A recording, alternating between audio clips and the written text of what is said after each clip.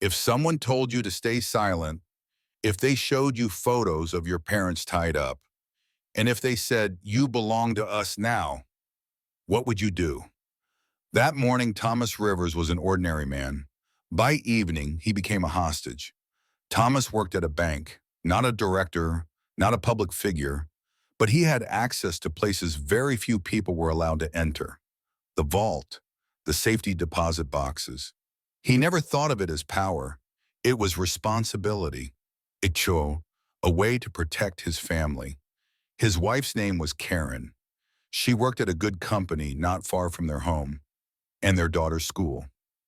Lucy was 9 years old, kind, trusting, too innocent for this world. Sometimes Thomas looked at them and thought, if I ever lose them, there will be no reason to keep living.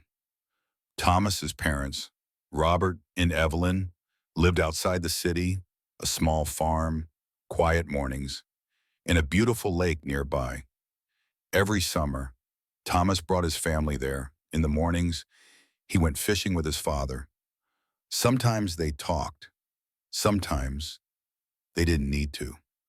Once his father said, the most valuable things in life are the ones you can't replace.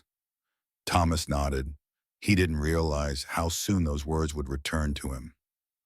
That day, everyone was happy. Lucy laughed. Karen helped Evelyn in the kitchen. Robert told old stories.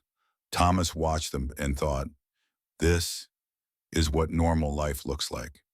He didn't know this calm was about to disappear. A few days later, a courier came. No uniform, no explanation. He handed Thomas an envelope and left. The moment Thomas closed the door, he felt something was wrong. Inside were photographs, tied hands, tied legs, mouths sealed with tape. They were his parents. Thomas felt the air leave his lungs.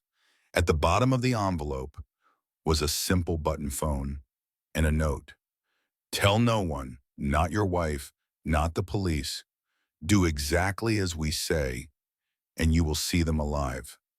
This can't be real. This has to be a mistake. Thomas stared at the photos again and again.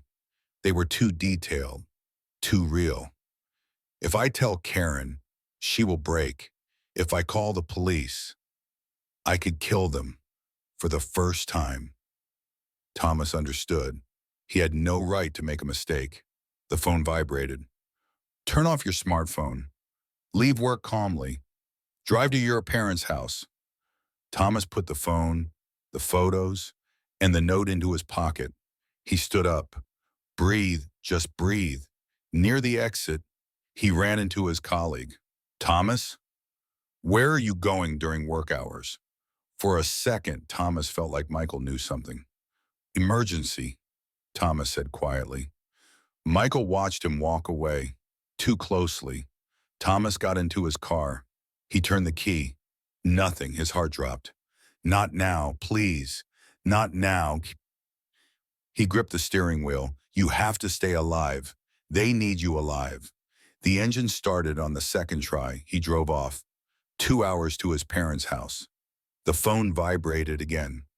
You're doing everything right. We are watching you. Thomas checked the mirrors, the road, every passing car. Who are they? Where are they? Danger wasn't far away anymore. It was everywhere. Halfway there, another message appeared. Stop at the gas station, say the password. Thomas walked to the counter. Family is sacred, he whispered. The cashier looked at him seriously and handed him a box wrapped tightly in tape. On top, one sentence, do not open. The bomb lay on the passenger seat. The phone felt alive, like it was controlling him. They are guiding every step. The road felt endless. I have to stay strong. For them. He arrived. Silence.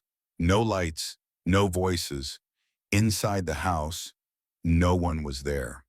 On the table, an envelope. Lucy's soft toy.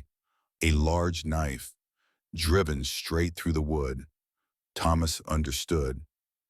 This was a warning. He opened the envelope. Photographs, tied hands, tied legs, mouth sealed with tape. But this time, it wasn't his parents, it was Karen. And Lucy. Thomas collapsed to his knees. He couldn't breathe. This is my fault. I should have protected them. Tears fell to the floor, silent, broken. The phone vibrated one last time. Our hands are long. While you were driving, we took your wife and your daughter. We have your parents, your wife and your child. They are all in different places. You belong to us now. Wait for further instructions. Thomas. Thomas sat in silence. His old life was over. Only one thing remained. Save his family. No matter the cost, what would you do?